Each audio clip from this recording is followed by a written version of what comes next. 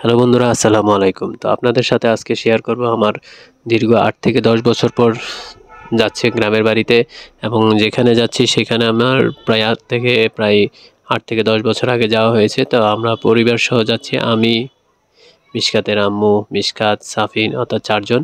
তো সাথে আরেকজন আমাদের আত্মীয় আছে, তাকে আমরা আবার রাস্তায় নামিয়ে দিব, তাই সেও আমাদের সাথে যাচ্ছে। আর এখানে যে বাসটাতে যাচ্ছি সেই বাসটাতে আগে কখনো চড়া হয় নাই। তো বাসের সিট কোয়ালিটি, তারপরে বসার জায়গা, সব কিছুই আলহামদুলিল্লাহ ভালোই ছিল। তো এখানে দেখতে পাচ্ছেন যে সাফিনকে আমি কলা খাওয়াচ্ছি বাসে ওঠার আগে, কারণ সকালবেলা সে এখনও কিছুই খায় নাই। তো আমাদের বাস ছাড়বে 9:30টার দিকে।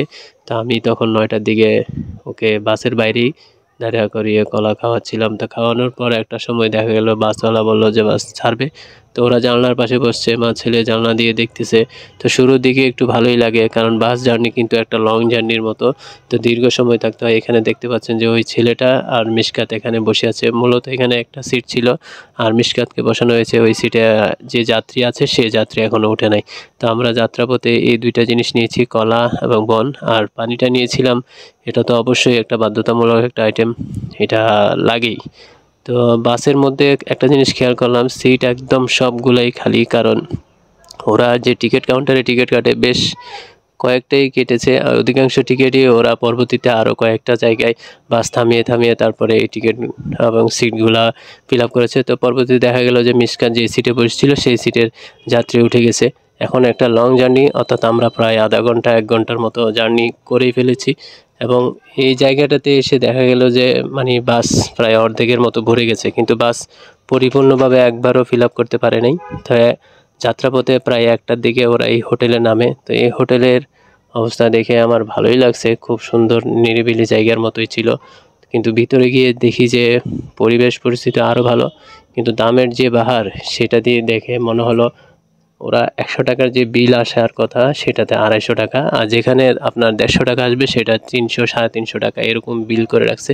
তো আমরা ভাবলাম আমরা বন কলা যেহেতু নিয়ে রাখছি আর কিছু খাবো না, তো মিশকাতকে একটা দই কিনে দেওয়া হয়েছে।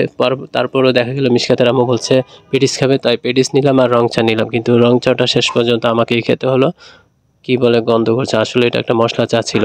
তো আমরা আরও 4 থেকে 5 ঘন্টা জার্নি করে আমাদেরকে আমাদের কাঙ্ক্ষিত জায়গায় নামিয়ে দেওয়া হয়েছে। তো আমরা সেখানে নেমে গেলাম, নেমে এখানে অপেক্ষা করতে থাকলাম, কারণ আমাদেরকে একজন নিতে আসবে। আর এই জায়গাটার নাম হচ্ছে সুলতানপুর, খুব সুন্দর একটা নাম সুলতানপুর। এরপরে আমরা সুলতানপুরে নামার পর সেখানে যে ফলমূলের দোকান আছে সেখান থেকে প্রথমে যাত্রা করলাম, এই পেয়ারা নিলাম।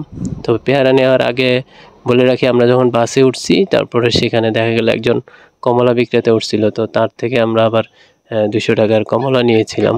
তো এরপর নিয়েছি পেয়ারা, তারপরে এই মুদি দোকান থেকে নিয়েছি বিস্কিট, চানাচুর। তবে এখানকার স্থানীয় যে দোকানদাররা সেগুলা আসলে দরদাম করে কেনা যায়, কিন্তু কিভাবে করা যায় এটাও আমি বুঝি নেই। আর এরপর নিয়েছি বড়ি। এই বড়িওয়ালা আবার ওনার দুঃখের কাহিনী বলা শুরু করলো, যে যারা নাকি ওনার থেকে বড়ি কিনে তারা দেখা গেল 1টা 2টা করে খেয়ে থাকে। এখন উনি বলছে 1টা 2টা যে খান, এই 1টা 2টারও তো একটা দাম আছে, কিন্তু সেই দামটা উনি পায় না। তা আফসোস করে আমাকে বলছিল যে যাত্রীরা যখন এখানে নামে ওনার থেকে বড়ি কিনে আর এইদিকে 1টা 2টা করে প্রত্যেকটা যাত্রী খেয়ে যায়, কিন্তু ওইটার মূল্য উনি পায় না।